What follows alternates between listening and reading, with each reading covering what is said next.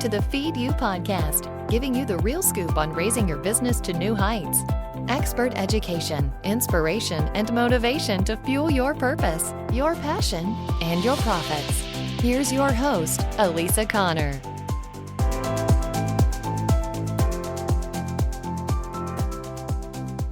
Hello. Welcome to the show this week. So great you're here, whether you're joining me over on YouTube for the video version of this or over on the podcast, your favorite podcast platform. I'm grateful you're here. This week we are talking about organizing. So a lot of times when I talk to second act entrepreneurs, they are struggling with the vast amount of things that need to be done. And typically those things need to be done by them because they are a one-person operation at this point and have high hopes of moving into multiple people in their organization, but still need to have some sort of process or system in order to market their business. And more often than not, people that are going out into the entrepreneurial world, taking their expertise and their education and their experience, they're focused on one area. And normally it's not how to market their business because they've been in corporate or they've been in a profession that somebody else did that job. And so it's kind of hard to wrap your head around all of the things that need to be done to promote your business when you're coming in cold turkey.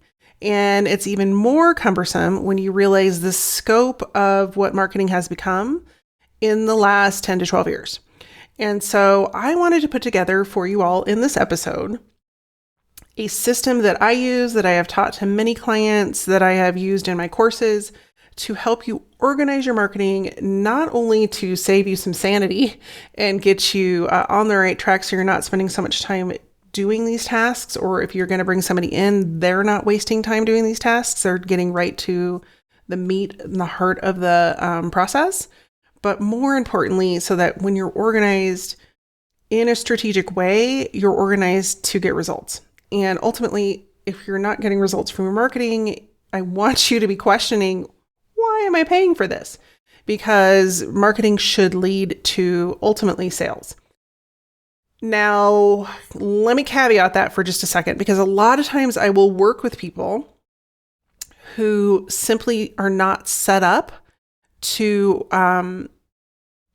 with the proper marketing systems in order to get sales.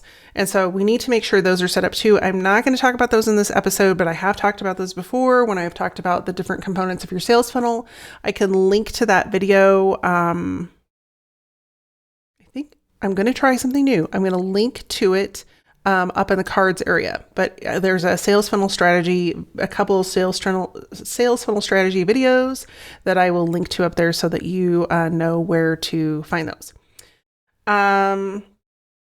But we're not going to talk about that today. What we are going to talk about is, one, the misnomer that a lot of marketing gurus would have you believe that you can just snap and post this, post that, and people are going to buy.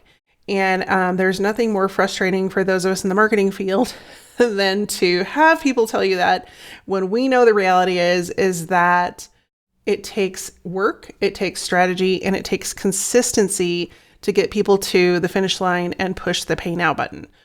Now, if you've been sold a line of goods in another factor, I want to just have you step back a minute and say, when was the last time when you made a purchase that you just met somebody in 2 seconds and then handed up your credit card? Chances are pretty slim, if not never. And so in this week's episode, I want to give you a 3-step system that I have used to help clients as well as students simplify their marketing, simplify their creation process so they're not just spinning their wheels, and ultimately save sanity and time and move people more quickly towards purchasing from you. And even better, you're going to get some of your time back. So let's dive into that process and get started so you can get started on saving yourself some time. Number 1, start with the end of your sales funnel in mind. Now, a lot of times people are just like, I'm just going to create all these Facebook posts, and they're going to be, most of the time, they're promotional, which is, if you haven't heard the 80-20 rule, I'm going to share it with you right now. The 80-20 rule is 80% you give value and education, and you share kind of other information about your business, about people that you've worked with, that sort of stuff, and 20% of the time you promote. Most people do the opposite. They do 80% promoting their business and 20% talking about other stuff. And so I want you to flip that if you're doing that right now. Because people don't want to be sold to. What they want is a solution to their problem. Let me say that again. People don't want to be sold to. What they want is for you or someone like you to solve the problem that is causing them to stay up every night. And if you have a solution and you're giving it to them at the right time, in the right place of their buying process, then they're going to commit and work with you. So when we start with our sales funnel end in mind, meaning that, like, what do we ultimately want them to do? We want them to enroll in a course. We want them to purchase consulting time. We want them to enroll in our coaching program, whatever that might be.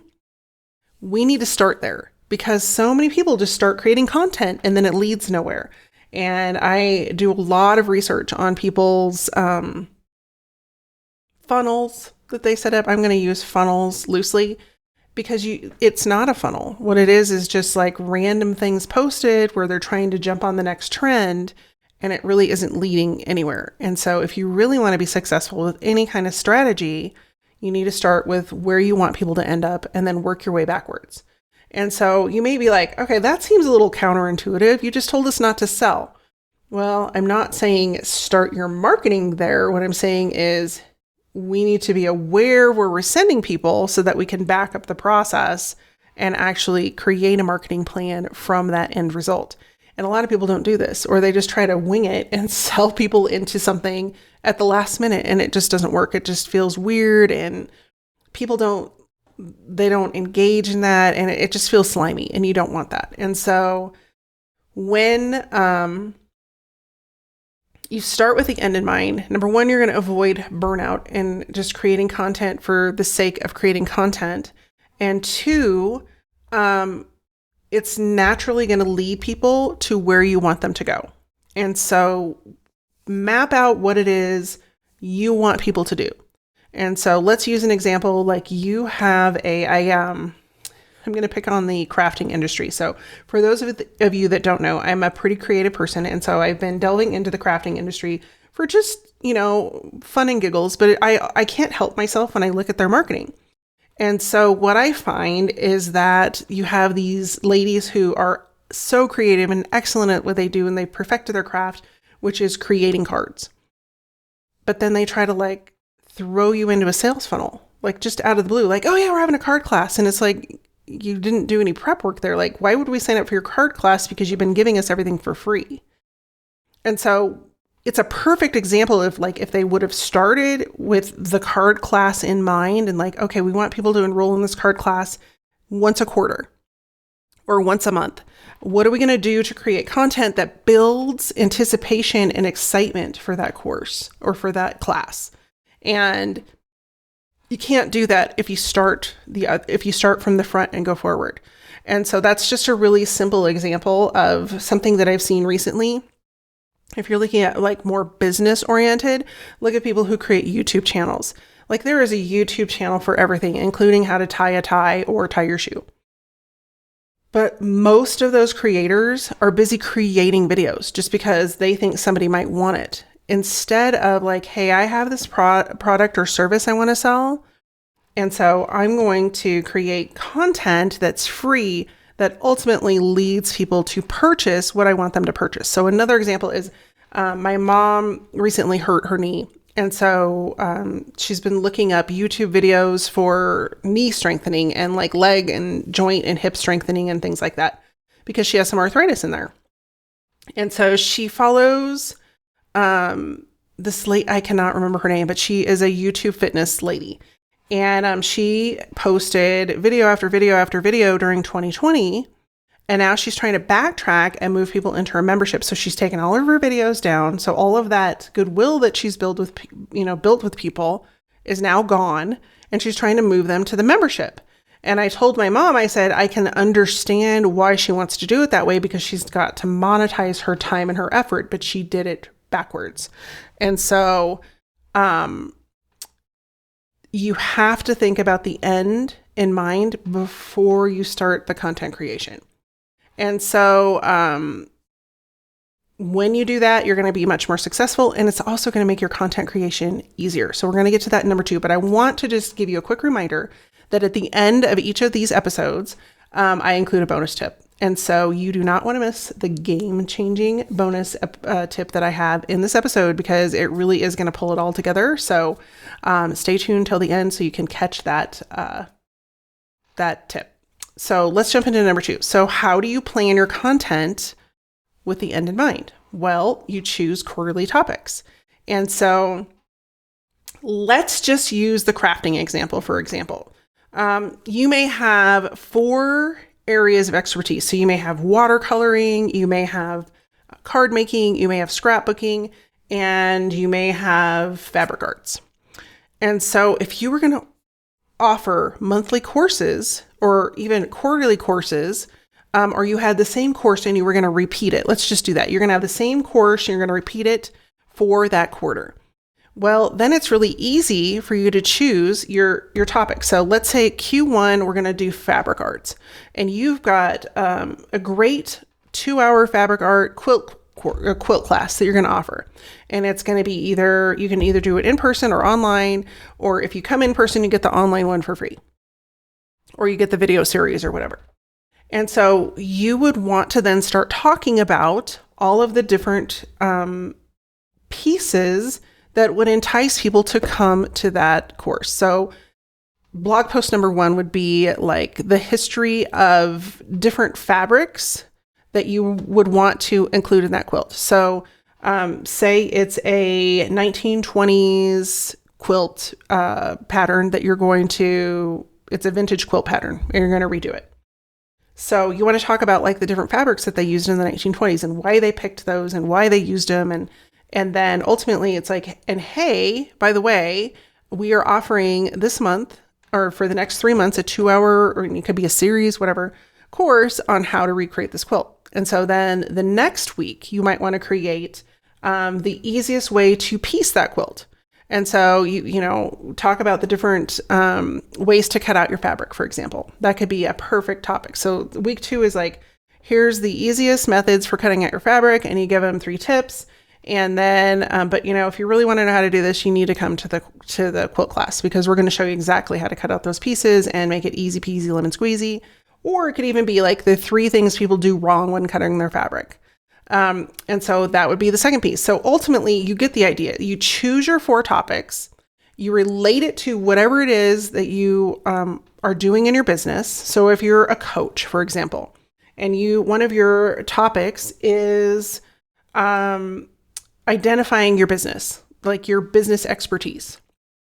And so your promotion might be like, sign up for our mastermind this month, or a monthly mastermind. And you're talking about your specific area of like choosing the best fit for you to build as a business. Like your business expertise area.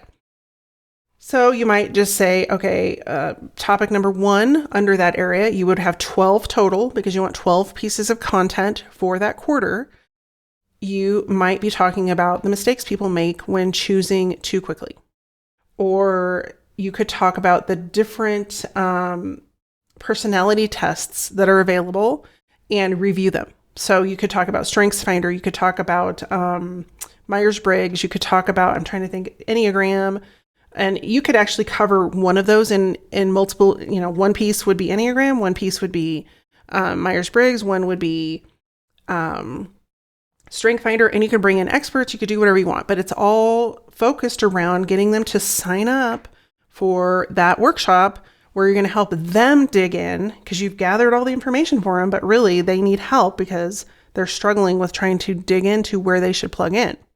And so once you set up those quarterly topics, it's easy for you to narrow down what content you're going to create and then leading them back to the end of your sales funnel. So when you're working backwards that way. And then this is the best part. So you've got those 12 pieces of content and you go and you figure them out and you create them and you're sending them back to your sales funnel, which is, ultimately buy our stuff. the best part is number 3. You repurpose all of that content from that content quarterly plan. So whether you're creating a podcast or you're creating a video show or you're creating a blog or you're creating a video series or whatever it might be for your content for the month, you repurpose that for all your other marketing. So you put it in your emails, you put it in your social media posts, you put it in your stories on Instagram and on Facebook, and you just take it and you repurpose it and you pull pieces out and you just keep reusing the same thing. Because if you look at the experts out there, you look at all the marketing gurus, this is exactly what they do. They either have somebody on their team that pulls apart all the content for them, or at one point in their business, I can guarantee you they were doing this. Because ultimately, you want as many eyeballs on that one piece of content as you can get. Now, does that mean every piece of content is going to resonate with your audience? No, it's not going to work that way. However, the more times they see you, the more they're going to say, hey, I'm seeing her everywhere. And it is because they will be seeing you everywhere because you're promoting that same piece of content throughout everything you do, including social media, paid advertising, other collaborative efforts. So like if you have somebody on your podcast, for example, that's an interview, you're now getting in front of their audience with that piece of content, your email, all of those different things. So when you repurpose, it saves you time because you're not trying to plan out something new to post every day on social media. And so you can outsource that to somebody else and have them actually create those posts, but you have the meat, which is your weekly piece of content, which is also keeping you consistent and consistently in front of your people. And so that's the three-step system. Number 1, start at the end. Number 2, plan your topics quarterly and batch them out. And number 3, repurpose what you create. So I promised you a bonus tip. And I always give you a bonus tip. And so I kind of alluded to this, but very intentionally, you want to align your quarterly topics that you choose in step number 2 with the promos that you're promoting for each quarter. And so if you're promoting the same thing every quarter, like say you have an online course, you're just going to want to look at your online course and think about the little components that you have broken out that you're teaching and make that your promotion call to action. And so if you only open your course once a quarter, and you decide you're going to promote it in, the middle of that quarter,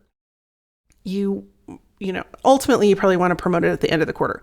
But then you would back it up and say, okay, what can I talk about this month as it relates so that people are building anticipation and wanting to enroll in my online program?